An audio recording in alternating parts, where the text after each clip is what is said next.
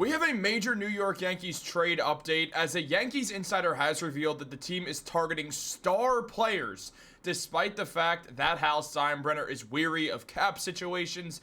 Meanwhile, these two guys would fit perfectly with the New York Yankees as two star players have been highlighted as guys who perfectly answer all of the Yankees' problems, and we're going to break it all down discussing how real these guys are based off this insider's reports and everything else that comes with that. What's up, guys? Welcome back to Yankees Digest. It's Chris here, and we're going to jump right into things as always.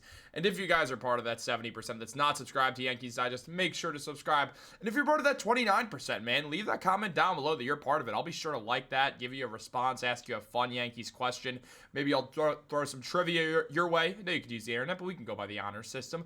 We'll see what goes down, but guys, make sure to subscribe. More importantly, let's talk about baseball. We know this man right here, Hal Steinbrenner, does not want the New York Yankees to be adding much more salary to their books.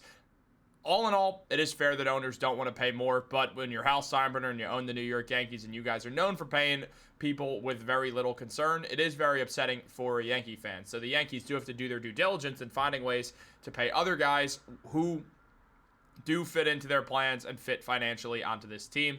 And well, the Yankees, they've gotten off to an all right start this season. They're 7-5. It's not great. It's not bad. They are first in the AL East, which is what matters most right now, as they still get things underway and they still wait for some players, some key players to return from injury, including Giancarlo Stanton, Clark Schmidt, Luis Heel. Three guys who are integral parts of this roster are not here yet. So, and there's also more players as well who have not fully been recovered from injuries yet. So the Yankees still have a ways to go to get their team back to full strength, or as full strength as they'll get without Gerrit Cole this season.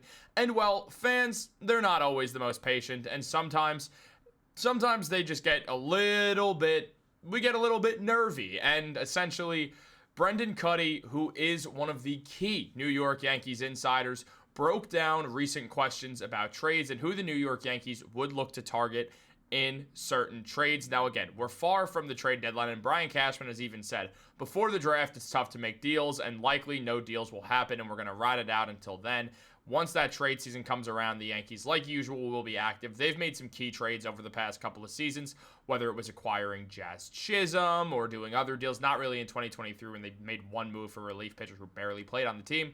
But in 2022, they've made moves. I mean, obviously, you go a few years back, the Joey Gallo move happened at the trade deadline, and that felt like it was really going to put the Yankees over the edge. It did the opposite, and now Joey Gallo is trying to be a pitcher or something. Weird career arc for that man, but hopefully it all works out for him. He does seem like a cool dude.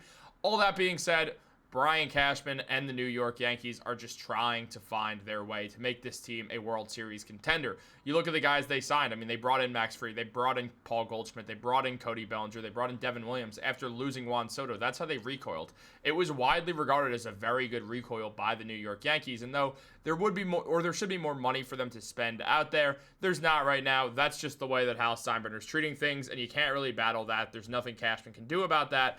But taking a look at some of these names, initially, we'll start with the first guy because he has been rumored with the Yankees before. You saw him in the thumbnail. You're looking at him right now. You saw him in the intro video. As Brendan Kuty mentioned, trading the Yankees' best prospects, would they be willing to do that? They haven't been willing in recent years. George Lombard Jr. has risen up multiple top prospect lists and seems like the club's consensus number one prospect, as now Jason Dominguez has graduated off that list. He'd likely be off the table in virtually every scenario. But could the Yankees put together a competitive deal for Sandy Alcantara without including George Lombard Jr.? The answer is a glaring no. As mentioned here, could they put together a competitive deal for Sandy? Not without George Lombard Jr. It's just not happening. And it's fair. Sandy is that good. We've seen that he's that good in the past. We've seen that he's that good now. I mean, you look at Alacantra this season. He's played 2 games thus far, pitching in 9.2 innings. Has 11 strikeouts, a whip under 1, and a 3.72 ERA. Sandy is coming off Tommy John surgery, which might weaken his value just a tiny bit, but there would be a bidding war if the Marlins announced that they're willing to move on from Alacantra. And if they were to do that, then we could see things change. But there's going to be other teams involved, specifically the New York Mets will also be willing to deal, and they likely will go all out. The Yankees will go mostly all out. Depends on George Lombard Jr., if they're willing to give him up, because if they're not, this deal's not happening. So it makes things very interesting for the New York Yankees where they stand right now. Alacantra does not feel like a guarantee or anything close for this team right now. Meanwhile, you could find other pitching options out there. There are more realistic pitching options than Alacantra. Alacantra is just the best one. There would be ways like Eric Fetty. They could try to acquire him. He would give him a good arm as well, who's very efficient when he pitches and would help the Yankees out a ton. So there are other options, but Alacantra is the consensus best option here. And when you look at the NL East right now, the Marlins are 6-6 right now. They're 2 games, behind the Phillies and the Mets, who are tied at the top of the NL East. The two teams expected to be at the top of the NL East are right now. And just looking at everything surrounding Alacantra, it feels like it'd be hard to trade him at the moment. As John Heyman mentioned, the Marlins regime consistently tells interested teams that Ace Sandy Alacantra is not available for trade, but considering the rest of their roster, rival execs do remain hopeful that they change their minds, and this is the real interesting part of it. Alacantra is on the books, according to Sports Illustrated, for $17.3 million in 2025 and another $17.3 in 2026. No other player on Miami's active roster makes more than $3.5 million, so they're not looking to cut money by any means, and Alacantra is what makes the Marlins watchable. At the end of the day, we have to be very, very, very realistic about something. Baseball's still a business. This fella right here puts butts in seats. If you're a Yankee fan, which if you're not watching this and you're a Yankee fan, thank you. That really means a lot. It's nicer when you see on Jets Digest, and also subscribe to that if you're a Jets fan. If you're not, do it anyway, because this is the point. This is the trail off I'm going on for a second. But on Jets Digest, we got a comment once about some guy's a Patriots fan. He's like, yeah, I watched after a Patriots game one time, and it's just two guys, like two college roommates, just being weird, talking about the Jets. It's really funny. So if you're not a Yankee fan, you're watching this, thank you. But if you are, you likely know that games that Gerrit Cole is pitching, well, they're more expensive usually. The price usually ticks up a bit because Gerrit Cole's in the building, he's pitching, and he is a perennial Cy Young candidate. Now, obviously this year, this does not apply. But in past years, Gerrit Cole games often costed a bit more money than other games because people wanted to see Gerrit Cole. That's the same deal for Sandy Alacantra.